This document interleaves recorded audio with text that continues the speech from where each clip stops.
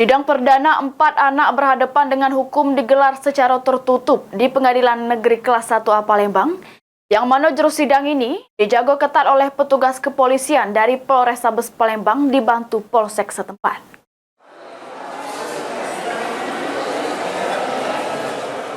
Kepolisian Resor Kota Besak Polrestabes Palembang bersama Polsek jajaran melakukan pengamanan sama penjagaan sidang perdana 4 anak berhadapan hukum di Pengadilan Negeri Kelas 1A Palembang pada Selasa pagi.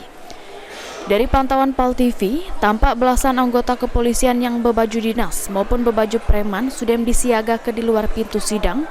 Hal tersebut guna antisipasi terjadinya hal-hal yang tidak dipengenkan.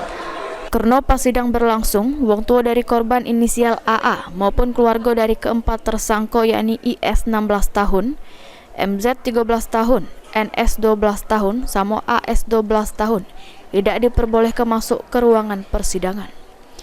Hingga akhirnya persidangan keempat anak berhadapan dengan hukum tersebut berjalan lancar pecah biasanya tanpa adanya keributan. Heru Wahyudi, PAL TV.